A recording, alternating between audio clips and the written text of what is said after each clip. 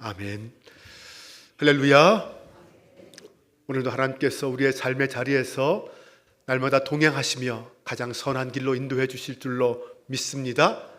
그 하나님을 믿는 믿음으로 서로를 바라보고 사랑하며 위로하며 격려하는 한빛교회 성도들 되시기를 바랍니다.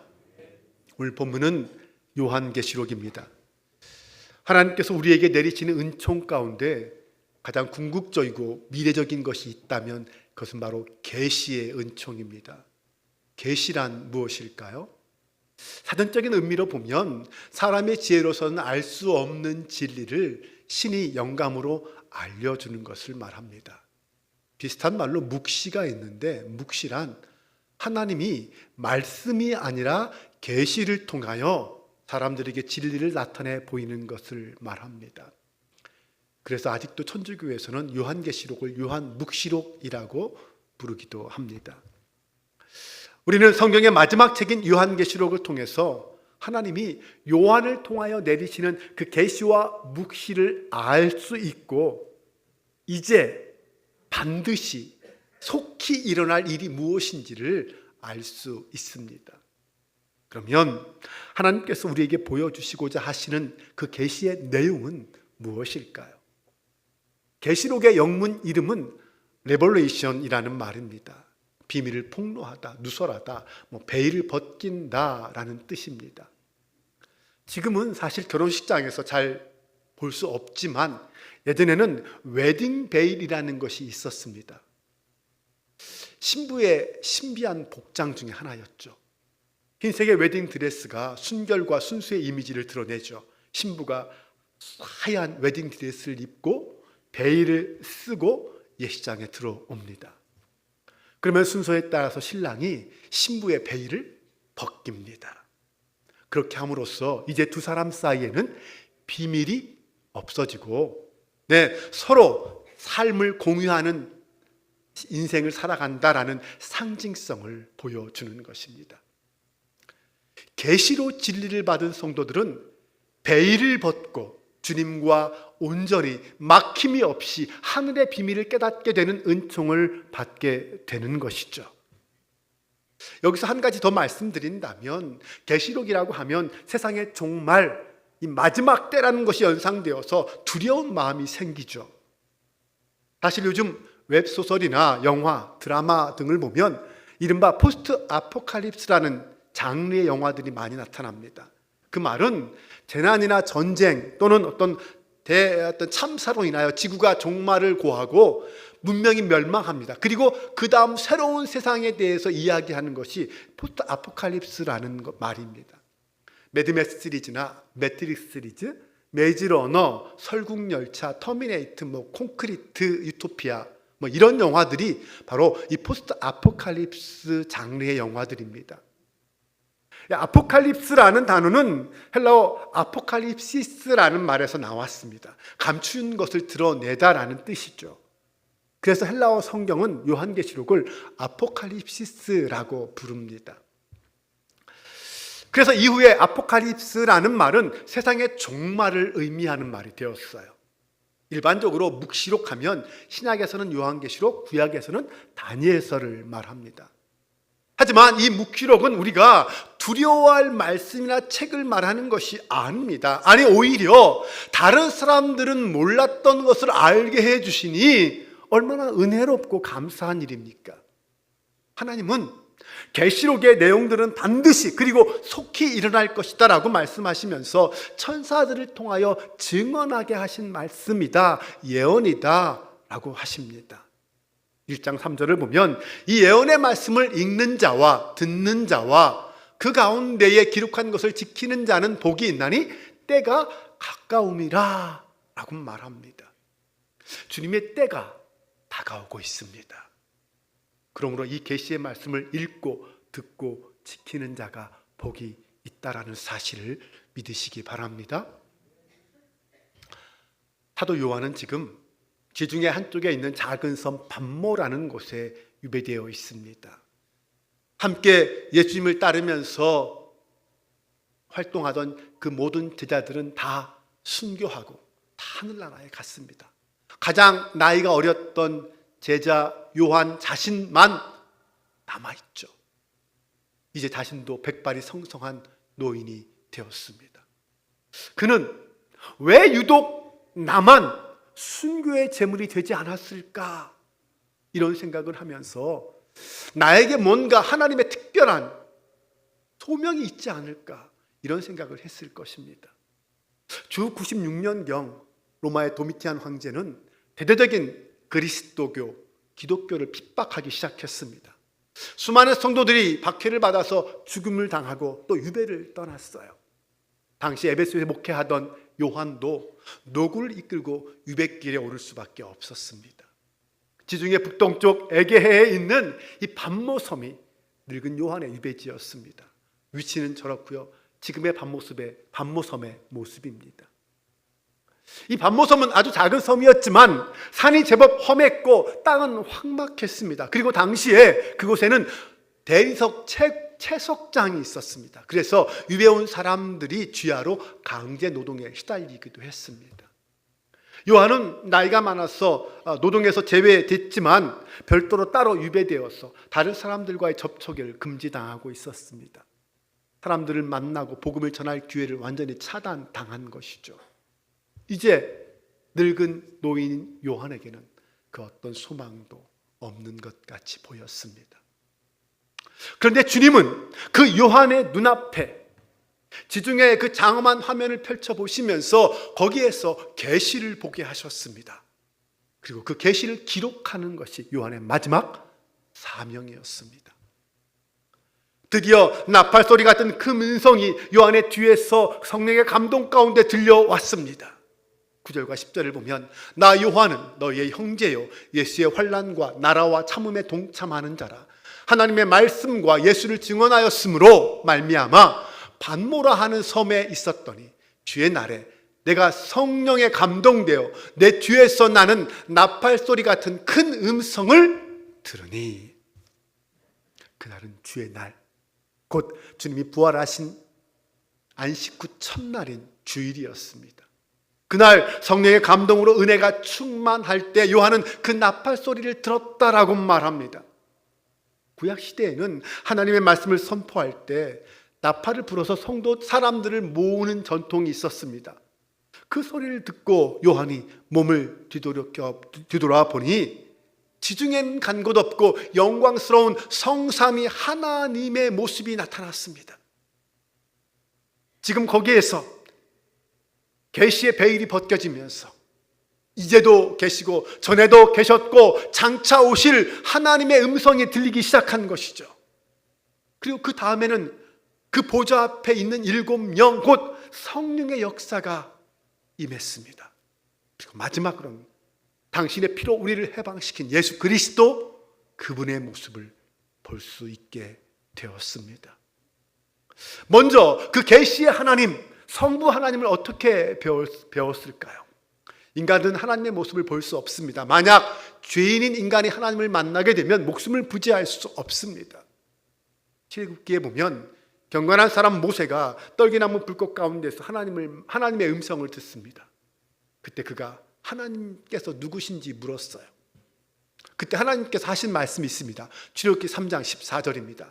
하나님이 모세에게 이르시되 나는 스스로 있는 자이니라. 또 이르시되 너는 이스라엘 자손에게 이같이 이르기를 스스로 있는 자가 나를 너희에게 보내셨다 하라. 내 하나님은 일찍이 자신의 이름을 여호와라고 가르쳐 주셨습니다. 그리고 그 뜻을 스스로 있는 자, I am that I am, 야훼 아웨르 야훼라고 풀어주셨죠. 그런데 요한이 계시의 말씀을 펼치니까 나는 이제도 있고 전에도 있었고 장차 올 자요 전능한 자다, 이렇게 자신을 밝히십니다. 역사 이전에 이미 선지하셨고 지금도 현존하시고 앞으로도 영존하실 그분, 그리고 우리에게 다시 오실 분이다라는 사실을 우리에게 알려주신 거죠. 주님은 그렇게 스스로 자신의 베일을 벗기셨습니다. 이제 그 베일을 벗기신 하나님께서 우리에게 친히 이르신 계시의 말씀이 무엇인지를 살펴보겠습니다. 8절 말씀입니다. 주 하나님이 이르시되 나는 알파와 오메가라. 이제도 있고 전에도 있었고 장차 올 자요 전능한 자라 하시더라. 이게 무슨 뜻일까요? 그리스도께서 부활하시고 교회가 세워진 이후에 이 세상은 헬라어가 당시 세계의 언어로 사용되고 있었습니다. 로마의 공식 언어는 헬라어였어요. 헬라어는 고대 그리스의 언어임 동시에 또한 당시 신약 성경을 기록한 언어이기도 합니다. 예수 그리스도의 구원을 세계 만방에 전하는 그 시점에서 하나님께서 나는 알파와 오메가다 라고 말씀하신 것은 세상을 향한 새로운 의미를 가지고 있습니다.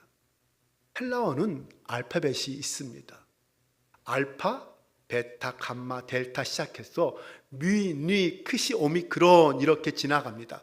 여러분 우리 코로나 당시에 오미크론이라는 바이러스 이야기 들었죠? 그게 무슨 뜻이냐면 이 오미크론이 헬라어 알파벳의 15번째 모음입니다. 그래서 15번째 발견된 변종 바이러스라는 의미로 그 바이러스를 오미크론이라고 부르는 거죠. 헬라어 문자의 마지막 부분은 피, 키, 시, 오메가 이렇게 끝납니다. 즉 이 알파와 오메가라는 것은 헬라어의 첫 모음과 마지막 모음을 말하는 거죠. 헬라어는 이렇게 24개의 자모로 구성되어 있습니다. 그러므로 이 알파와 오메가라는 것은 처음부터 마지막이라는 뜻입니다. 그 말은 인류의 역사 속에서 하나님께서 처음부터 마지막까지 당신의 섭리와 계획 속에서 다스리고 계시다라는 뜻입니다. 유대인 랍비들은 그들이 사용하는 관용구 중에 이런 말이 있었다고 그래요. 나는 율법을 알레프부터 타우까지 지켰다. 이 말은 율법을 처음부터 끝까지 준수했다라는 뜻입니다. 히브리어 알파벳은 알레프부터 시작해서 타우라는 말로 끝납니다. 22개의 자음으로 구성되어 있죠. 지금 하나님께서는 당신의 영존성을 헬라와 히브리를 넘어서 온 세계에 임하고 있다는 것을 우리에게 보여주고 있습니다. 그래서 복음이 오늘 우리 한국 땅까지 왔잖아요. 우리 한국인의 말과 생각 속에도 하나님은 들어와 계십니다. 우리말로 알파와 오메가를 말한다면 뭐라고 말할 수 있을까요? 기역부터 일까지. 네, 기역, 니은, 디귿 이렇게 자음으로 시작해서 아야, 어여라는 모음으로 마치잖아요. 근데 마지막 모음이 아야, 어여, 오요, 우유, 이로 끝나잖아요. 하나님이 그 안에 친히 들어오셔서 우리 한국인의 사고와 말과 표현을 완전케 하시고 복음 이전부터 시작해서 먼 미래의 마지막 그날까지 우리 민족의 믿음을 온전하게 하고 견고하게 하신다라는 말씀인 줄로 믿습니다. 나는 기역부터 이까지다 라고 말씀하신다면 바로 그런 뜻이에요. 성부 하나님께서 우리가 처음 나라를 세우던 그 시작부터 지켜주셨다가 때가 돼서 예수 그리스도를 이 땅에 보내주셨고 장차 그 아들을 다시 이 땅에 보내실 때까지 우리의 믿음을 더욱 견고하게 지켜주실 줄로 믿습니다. 인간의 역사는 처음부터 끝까지 하나님의 섭리 안에 있음을 믿으시기 바랍니다. 이제 계시록의 말씀은 성부 그 다음으로 성령을 계시하여 주십니다. 4절 말씀에 보면 그의 보좌 앞에 있는 7명이라고 하였습니다. 이것은 성령의 다양한 사역들을 이야기합니다. 성령이 임할 때 불같이 뜨겁게 임하기도 하고 바람처럼 시원하게 임하기도 합니다. 또 비둘기같이 온유한 임재도 있습니다. 여기에서 7명은 성령의 완전하고 다양한 사역과 임재를 의미하죠. 요한계시록 7이라는 숫자를 완전수로 인식합니다. 7별, 7촛대는 성삼위 하나님의 완전하신 정체성을 상징하는 표현들입니다. 다시 말해서 성삼위 하나님은 모든 창조부터 시작해서 인류의 역사를 주관하시고 죄로 인해 타락하여 죽어가는 그 모든 피조물의 구원까지 모두 완성하셨다라는 말입니다. 그래서 계시록에 보면 2장과 3장에 7교회가 나오는데 이것은 7교회가 7개라는 7개밖에 없다라는 말을 말하는 것이 아니죠. 일곱 교회는 앞으로 가고 오는 그 모든 세대의 모든 교회를 상징합니다. 그러므로 일곱 영은 세상의 모든 교회 가운데 임하신 성령의 권능을 함축적으로 보여주는 말입니다. 처음부터 끝까지, 그리고 완전하게 임하시는 성삼위 하나님, 그분이 보여주실 그 계시가 무엇인지를 우리에게 말하고 있는 것이죠. 그리고 마지막으로 보여주신 것은 성자 예수 그리스도의 모습이었습니다. 그리스도는 모든 세대에 하나님을 증언하시는 아들이시기 때문에 충성된 증인이라고 불렀고요. 친히 부활하셔서 모든 백성들을 구원하실 것이기에 죽은 자들 가운데서 먼저 나신 분이라고 불렀습니다. 또한 온 땅의 권력자들이 그분으로부터 왕권을 받기에 땅의 임금들의 머리라고 말씀하고 있습니다. 바로 이 세 가지 귀중한 의미를 다 묶어서 하나로 계시될 초점, 곧 클라이막스가 무엇이냐? 그것은 곧 예수 그리스도가 세상을 구원하신 구원자로서 다시 오신다, 재림하신다라는 것입니다. 7절을 보겠습니다. 볼지어다 그가 구름을 타고 오시리라. 각 사람의 눈이 그를 보겠고 그를 찌른 자들도 볼 것이요 땅에 있는 모든 족속이 그로 말미암아 애곡하르니 그러하리라. 아멘. 그리스도께서 다시 오실 재림은 계시의 완성을 이루는 사건입니다. 구름을 타고 다시 오신다라는 그 말은 예수님이 지금도 살아계신 분이다라는 뜻이죠. 만약 예수님이 십자가에 달려 죽으신 이후에 부활하지 않으셨다면, 승천하지 않으셨다면 구름을 타고 오실 수 없으셨을 것입니다. 구름을 타고 오시는 예수님, 그분은 지금도 살아계셔서 우리와 함께 하시는 분이신 줄로 믿습니다. 이제 예수님의 재림을 통하여 세상의 온갖 과학이나 인간의 상상을 뛰어넘는 초자연적인 그 완전성을 경험하는 그 일이 일어나게 될 것입니다. 주님의 부활은 그렇게 처음부터 끝까지 우리를 믿음으로 이끄시고 마지막에는 재림으로 완성해 주십니다. 그 재림을 눈으로 보고 확인하는 사람들은 누구일까요? 믿음과 소망으로 예수님의 재림을 기다리면서 인내한 성도들일 것입니다. 뿐만 아니라 당시에 하나님의 아들을 창으로 찌른 자들도, 지금도 무수히 주님을 믿지 않고 배반하면서 회개하지 않는 수많은 개인과 민족들도 거기에 포함되어 있을 거예요. 하지만 그들은 슬피 울며 애곡하는 재림이 될 것입니다. 그런 시간이, 그런 때가 지금 우리 앞에 다가오고 있다라는 사실을 깨닫게 하는 것이 바로 부활의 믿음, 재림의 믿음입니다. 우리는 믿음의 눈으로 그 하나님의 계시를 볼 수 있어야 합니다. 토마스 아퀴나스라는 중세 신학자는 세상의 존재를 설명하기 위해서 라틴어로 액트라는 말과 포텐트라는 말을 사용했습니다. 액트라는 말은 우리의 눈에 보이는 것을 말하고요, 포텐트라는 것은 지금 당장 보이지 않지만 장래에 나타나 보여질 존재를 말합니다. 십자가를 지는 것 같은 고난의 현실, 지금 내가 살고 있는 삶의 모습이죠. 힘들고 고통스러운 세상 일, 이런 것들이 바로 액트입니다. 지금 내 눈앞에서 펼쳐지고 있는 일들이죠. 주님의 계시를 통해서 그 베일이 조금씩 벗겨져 나가면 우리는 성삼위 하나님이 주관하시는 장래, 지금은 당장 보이지 않지만 장래에 나타날 포텐트를 볼 수 있습니다. 계시한 현실의 액트에서 보이지 않는 장래의 영광인 포텐트를 볼 수 있게 되는 거죠. 여러분, 성도가 누구냐? 성도는 이 세상을 살아가면서 액트 속에서 포텐트를 보며 소망으로 살아가는 사람입니다. 다시 한번 말씀드립니다. 그리스도인이 누구냐?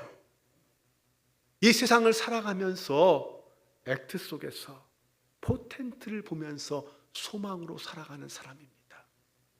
어떻습니까? 오늘 여러분은 여러분의 삶의 현실 속에서 아무리 힘들고 고통스러워도 그곳에서 하나님이 주신 소망을 바라보고 있습니까? 영원하신 성삼위 하나님, 성부, 성자, 성령 하나님의 은혜와 평강의 사역을 통하여 우리에게 나타날 그 나라를 바라보고 있습니까? 우리가 바라보아야 할 포텐트는 바로 그것입니다. 그리스도의 재림으로 완성될 하나님 나라, 새하늘과 새 땅, 이것이 바로 우리가 이 땅을 살면서 바라보아야 할, 성도가 이 땅에 믿음으로 살아가면서 바라보아야 할 포텐트입니다. 이사야서를 읽어보면 이사야 선지자가 세상에 대하여, 당시 멸망할 유대 사회에 대하여 그 어떤 희망이나 소망도 가지고 있지 않았다는 것을 알 수 있습니다. 이스라엘 향하여 그들의 죄를 책망하면서 하나님의 심판을 선포할 때도 사실 그가 내가 이렇게 심판을 선포하면 그들이 두려워서라도 하나님께 돌아오겠지라는 그 어떤 기대도 하지 않았어요. 왜냐하면 그는 이미 하나님의 심판은 정해져 있다라는 사실을 알고 있었기 때문입니다. 그래서 다만 그는 하나님이 세상에 대해서 어떻게 하실 것인지에 대한 그 현실들을 곧이곧대로 말했을 뿐입니다. 이사야를 비롯해서 구약의 선지자들이 세상을 바라보는 눈은 한마디로 말하면 망한다라는 것이었어요. 선지자들이 세상을 그렇게 바라보았다라면 하나님도 이미 세상을 그렇게 보고 있다는 뜻 아닙니까? 하나님이 세상을 심판의 대상으로 보았다면 세상은 이미 하나님께 버림받은 장소입니다. 그 자체로 이미 심판받은 것이죠. 다시 말해서 세상에 대하여 그 어떤 기대도 가지고 있지 않다는 사실이 이미 세상을 심판해 버리셨다는 뜻이라는 겁니다. 세상은 이미 에덴 동산에서 쫓겨난 상태였습니다. 생명나무로부터 쫓겨난 상태였어요. 그러기에 세상에는 그 어떤 희망도 없었습니다. 세상에서 무슨 일이 벌어지고 또 사람들이 열심히 노력해서 윤리와 도덕을 세우고 살기 좋은 땅으로 만든다 할지라도 세상은 이미 버림받은 땅입니다. 세상의 끝은, 종말은 멸망입니다. 그런데 사람들은요, 이 버림받은 땅에 기대를 갖고 살아갑니다. 세상이 나아지기를 바라면서 윤리와 도덕을 가르치죠. 교회를 다니는 사람이 많아지면, 교회가 좀 많이 세워지면 세상이 좀 달라지지 않을까라고 기대합니다. 그런데 사실 이건 환상일 뿐입니다. 교회가 많아진다고, 예수 믿는 사람들이 많아진다고 해서 세상이 달라지는 것 아닙니다. 하나님이 하시지 않으면 세상은 달라지지 않아요. 그냥 멸망을 향하여 달려갈 뿐입니다. 그래서 이사야 선지자는 세상의 심판을 말하고 이사야서를 마치면서 무슨 얘기를 합니까? 새하늘과 새 땅에 대해서 말합니다.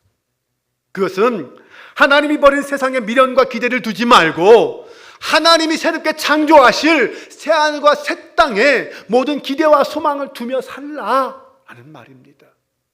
망할 이 땅에서 살려고 발버둥 치지 말고 새하늘과 새 땅에서 영원히 살 것을 소망하며 기대하라는 것이죠.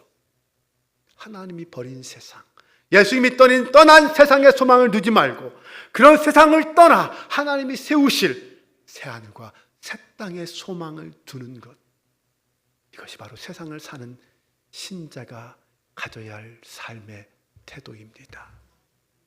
그런데 많은 사람들이, 많은 성도들이 세상을 망할 곳으로 보지 않으려고 합니다. 세상을 내 꿈과 이상을 펼칠 수 있는, 실현해야 할 만한 장소로 바라봅니다. 세상이 망한다고 해도 내가 예수 믿는 이상 그 망하는 곳에서 나를 구해 주실 것이라고 생각합니다. 네, 물론 그리스도를 믿는 성도는 망할 세상에서 구원받게 될 것입니다. 그러나 세상으로부터의 구원이라는 것은 마지막 때에 가서 이루어지는 것을 말하는 것이 아닙니다. 지금 내가 사는 이곳, 지금 이 순간 이 세상에서 이루어지는 것을 말하는 거예요.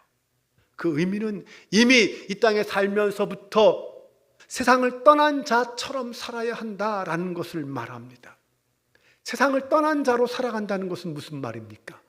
산속에 들어가서 기도만 하고 살라라는 말 아닙니다. 몸을 세상으로부터 빼서 살라는 말도 아닙니다. 그 마음이 세상을 떠난 자로 살라라는 의미입니다. 그렇게 그 마음이 세상을 떠난 자로 살게 되면 어떤 삶을 살게 될까요? 돈을 벌어도 자신의 욕망을 위해서가 아니라 그리스도를 위하여 돈을 벌게 될 것입니다. 돈 때문에 즐거워하는 것이 아니라 예수님 때문에 즐거워하는 인생을 살게 될 것입니다. 승진도 하고 출세를 해도 그것 때문에 마음이 든든하고 즐거운 것이 아니라 예수님 때문에 든든하고 즐거운 삶을 살아가게 될 것입니다. 그렇게 세상 속에 살면서 세상은 결코 기대할 만한 곳이 못 되고 세상은 결코 망한다는 것을 보여주기 위해서 존재하는 사람이 바로 성도요, 교회입니다. 이 시대 요한계시록의 말씀을 펼쳐둔 사랑하는 성도들에게 성삼위 하나님께서 계시의 눈을 열어줄 수 있기를 주님의 이름으로 축원합니다. 오늘 우리가 읽는 이 말씀 속에서 우리는 하나님의 인류의 역사에 알파와 오메가가 되셔서 처음부터 끝까지 현재와 미래까지 다스리고 계신다는 것을 알 수 있었습니다. 성령님께서 보좌 앞에 일곱 영으로 임하시고 다양하고 완전하게 은혜를 베풀고 계신다는 것도 알 수 있었습니다. 그리고 우리 주 예수 그리스도께서 부활의 증인으로서 구름을 타고 권능과 영광 가운데 임하실 것이라는 사실도 알게 되었습니다. 처음부터 끝까지, 그리고 완전하게 내려주시는 주님의 계시의 말씀이었습니다. 이제 이 계시의 말씀을 펴서 한 장씩 한 장씩 마지막까지 읽어가는 사랑하는 여러분들에게 믿음의 눈이 열릴 수 있기를 바랍니다. 장래의 영광, 하나님께서 예수 그리스도를 통하여 이루실 그 포텐트, 영원한 하나님 나라를 보게 되는 그 은총이 있게 되기를 주님의 이름으로 축원합니다. 우리 함께 찬양하며 나아가겠습니다. 오늘 말씀을 기억하며 찬송 488장 우리 함께 찬양합니다.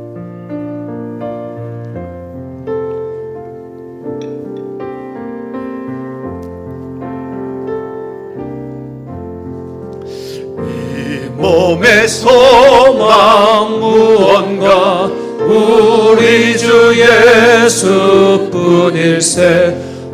우리 주 예수 밖에는 믿을 리 아주 없도다.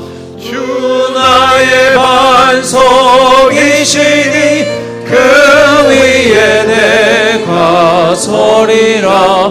그 위에 내가 서리라. 무섭게 바람 부는 밤 물결이 높이 설렐 때 우리 주 크신 은혜에 소망에 나 세상에 믿던 모든 것, 세상에 믿던 모든 것 끊어질 그날 되어도 구주의 언약 미사와 내 소망 더욱 바라던 천국 올라가, 바라던 천국 올라가 하나님 앞에 배울 때 구주의 의를 힘입어 어여시 바로 서리라. 주 나의 반석이시니 그 위에 내가 서리라. 그 위에 내가 서리라. 우리 함께 시간 기도하길 원합니다. 알파와 오메가이신 주님이 오늘 우리와 함께 하시며 우리의 길을 인도해 주십니다. 눈앞의 현실에 절망하지 말고 하나님이 세우시는 새하늘과 새 땅을 바라보며 다시 오실 주님을 기다리기를 소망합니다. 끝까지 인내하며 부활의 증인으로 살게 하여 주옵소서. 성령의 사람으로 살게 하여 주옵소서. 다같이 주여 한번 외치고 기도합니다. 주여, 우리를 사랑하신 아버지 하나님, 오늘도 우리와 함께 하시며 처음부터 마지막 그 모든 삶의 자리에 우리가 동행하시고 힘주신 주님을 찬양합니다. 하루의 처음과 마지막을 함께 하신 주님, 내 인생의 처음과 마지막도 함께 하신 주님, 인류의 역사 가운데 함께 하신 주님, 하나님, 우리가 이 땅을 바라볼 때에 주님이 주신 나라, 주님이 주신 소망을 바라보게 하여 주시옵소서. 아버지 하나님, 새하늘과 새 땅, 영원히 하나님 나라를 바라보며 소망을 품고 이 땅을 살게 하시고 날마다 부활의 증인으로 믿음을 가지고 살아가는 저희를 될 수 있도록 인도하여 주옵소서. 성령의 사람으로 이 땅을 살아가게 하여 주옵소서. 하나님 부르신 부름의 상을 향하여 믿음의 길을 달려가는 저희들 모두가 되게 하여 주시옵소서. 성령 하나님께서 함께해 주시길 줄 믿습니다. 아버지 하나님, 절망적인 현실 속에서 소망의 주님을 바라보게 하심에 감사합니다. 버림받은 세상에 소망을 두지 말게 하시고 하나님이 세우실 영원한 나라를 기대하며 소망하는 저희들 되게 하여 주옵소서. 성령 하나님이 보여주시는 삶의 신비 속에서 오직 하나님 나라만 바라보길 원합니다. 세상에 대한 환상에서 깨어나 새하늘과 새 땅의 비전을 품고 날마다 기도와 말씀으로 하나 되는 한빛교회와 성도들 되게 하여 주옵소서. 우리 주 예수 그리스도의 이름으로 기도합니다. 아멘.